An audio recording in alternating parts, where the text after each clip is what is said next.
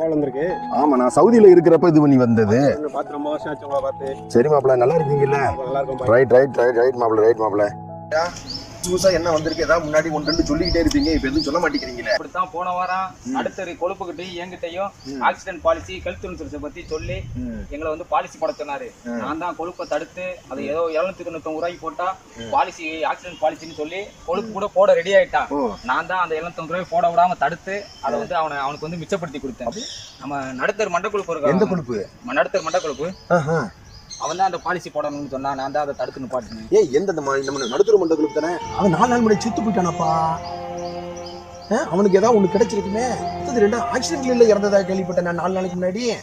ஏன் போஸ்ட்மேன் மாப்பிள்ள, அது என்ன அந்த 799 ரூபாய் என்னமோ ஸ்கீம் அவனுக்கு கிடைச்சா என்ன கிடைச்சிருக்கும்? அன்னைக்கு நான் போட சொல்லி ரொம்ப கம்பல் பண்ணி சொன்னேன். 799 ரூபாமா. சரி, ஒருவேளை அவர் போட்டுருந்தாருன்னா இன்னைக்கு அவரோட ஃபேமிலிக்கு 15 லட்சம் கிடைச்சு. அவங்க ஏதாவது ஒண்ணு சொன்னாங்கன்னா நம்ம கேட்கல, என்ன கஷ்டம் இருக்கு? நான் அன்னைக்கே சொன்னேன், ஆமா அவராச்சும் போட்டுருப்போம்ல. வெறும் 799 ரூபா போட்டுருந்தாருன்னா இந்நேரம் அவர் குடும்பத்துக்கு 15 லட்சம் கிடைச்சிருக்கும். சண்டால கட்டையா? அது எப்படி மாமா 799 ரூபாய்க்கு 15 லட்சம் ரூபாய் கொடுப்பாங்க? அது எப்படி நம்புற முடியாம மாமா இருக்கு? சொல்றேன், அவருக்கு சொல்லி புரிய வைங்க. உங்களுக்கு இன்சூரன்ஸ் பத்தி தெரியும்ல. இது வந்து குழு விபத்து காப்பீடு. 350 ரூபாய்க்கும் பாலிசி இருக்கு, 550 ரூபாய்க்கும் பாலிசி இருக்கு, 750 ரூபாய்க்கும் பாலிசி இருக்கு. இதே பாலிசி 5 லட்சம், 10 லட்சம், 15 லட்சம்னு தனித்தனியா இருக்கு. பார்சியல் டிசேபிலிட்டி ஆயிடுச்சுன்னு அந்த பாலிசி இருக்கு. இதெல்லாம் போக ஹெல்த் இன்சூரன்ஸும் நிறைய இருக்கு. அவருக்கு சொல்லி புரிய வைங்க. சொல்லுங்க. இந்நேரம் அவரு அந்த 799 ரூபாய் போட்டு அந்த பாலிசி எடுத்திருந்தாருன்னா அவரோட குடும்பத்துக்கு 15 லட்சம் கிடைச்சிருக்கும்.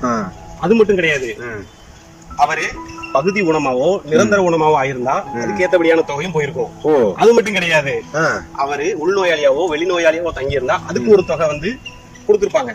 அது மட்டும் கிடையாது போய் நல்லா கேட்டுக்கோங்க. கிரியைக்கு உண்டான பணத்தை கூட கொடுத்துருப்பாங்க. அந்த தோளாண்டி கடையில போய் டெய்லி 2 பஜ்ஜி சாப்பிடுறீங்க, ஒரு நாளைக்கு 20 ரூபா ஆகுமா? 20 ரூபா ஆகுனா ஒரு மாசத்துக்கு எவ்வளவு ஆகுது? இவ்வளவு பெரிய கணக்கு நான் எப்படி மாமா கணக்கு பண்றேன்? என்ன மாப்பிள, ஒரு நாளைக்கு 20 ரூபா, ஒரு மாசத்துக்கு 600 ரூபா ஆகுது மாப்பிள. இந்த 600 ரூபாய்க்கு இவங்க கிட்ட கட்டிடலாமே போஸ்ட்மேன் மாப்பிள. அது என்ன இது அமௌண்ட் வருது? அந்த வருஷத்துக்கு 799 ரூபா தான் நம்ம போஸ்ட்மேன் சொல்றாரு.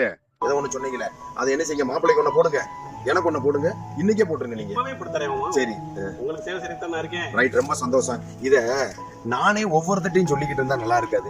எல்லாரும் கொஞ்சம் ஒத்துழைப்படுங்க. போஸ்ட்மேன் மாப்பிள்ள, நீங்களும் ஜனங்க கிட்ட சொல்லுங்க, நானும் ஜனங்க கிட்ட. நாங்க போஸ்ட்மேன் மூலியமா எங்களுடைய வாழ்க்கையை, எங்களுடைய எதிர்காலத்தை நாங்க பாதுகாத்துக்கிட்டோம். நீங்க